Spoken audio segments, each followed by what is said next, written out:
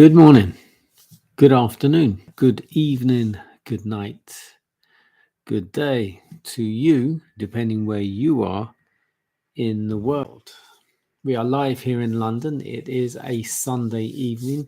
It is approaching 8:25 p.m. It's our nighttime devotion. We're reading from the devotional To Be Like Jesus. The title today, Why Worship is Due God. Ezekiel 20, verse 20, Hallow my Sabbaths, and they will be a sign between me and you may know that I am the Lord your God. In Revelation 14, human beings are called upon to worship the Creator, and the prophecy brings to view a class that, as the result of the threefold message, are keeping the commandments of God the Father. One of these commandments points directly to God the Father as the Creator. The fourth precept declares, the seventh day is the Sabbath of the Lord thy God.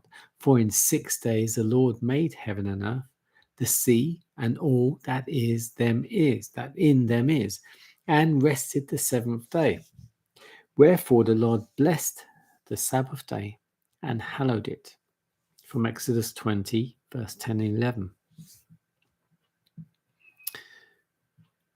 The importance of the Sabbath as the memorial of creation is that it keeps ever present the true reason why worship is due to God the Father.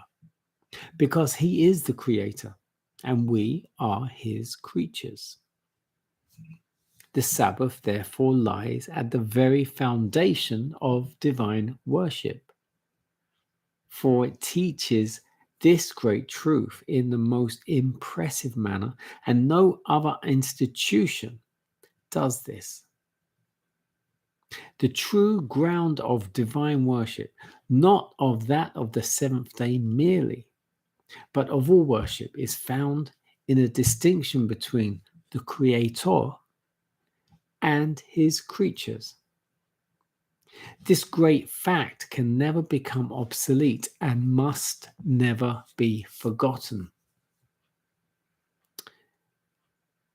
It was to keep this truth ever before the minds of people that God instituted the Sabbath in Eden.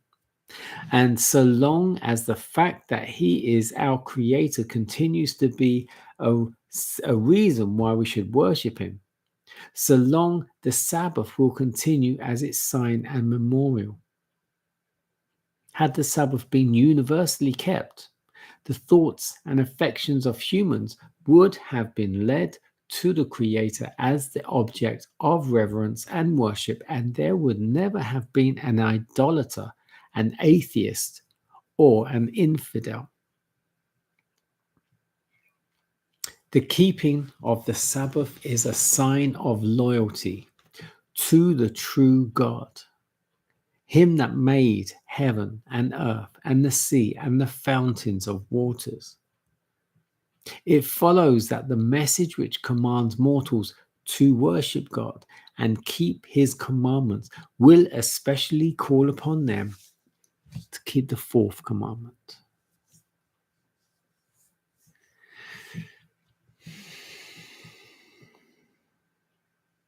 I know that for the past over a week, maybe 2 weeks,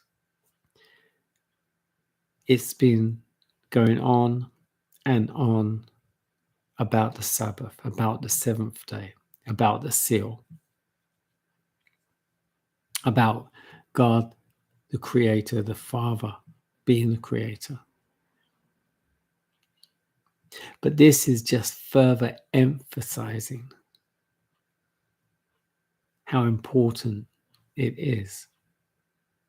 The fact that it's gone on for so long,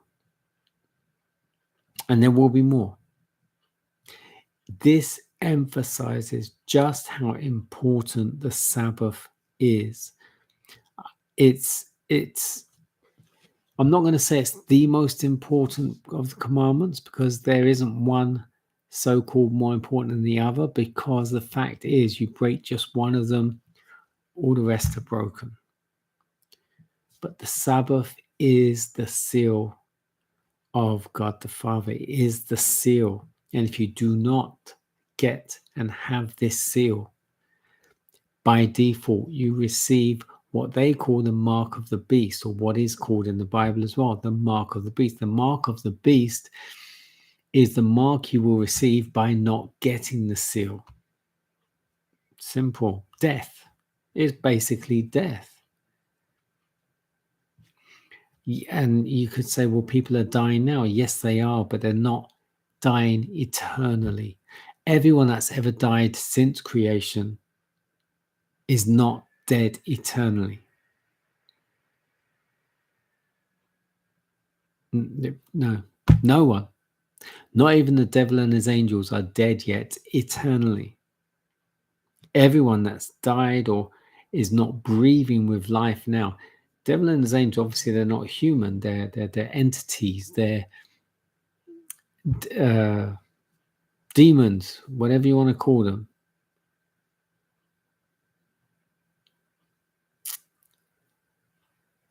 Nothing. Angel, human, is dead. It's in the grave. Be it watery grave, down in the grave, even if they're cremated, they're not dead eternally. All that has left is the life in them, which is the source of our life, which is His Spirit. The Spirit of God is what gives us life. Once that is taken out of our bodies, we become an empty vessel, a clay pot. And then when the Christ, the Messiah, does come back, those who are in Him, those who will be saved, they will receive life again. But they will be changed, not into this mortal body, but into an immortal body.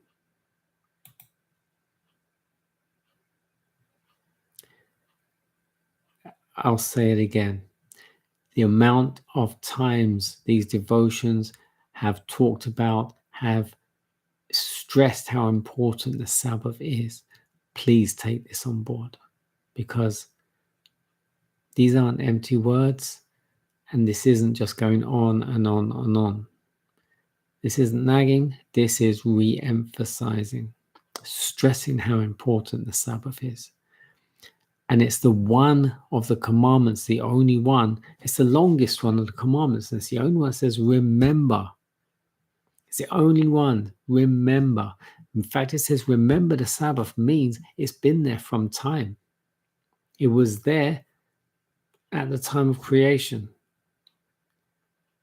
And there's only two institutions at the time of creation. The first one was marriage. Second one, the Sabbath. Two very important institutions.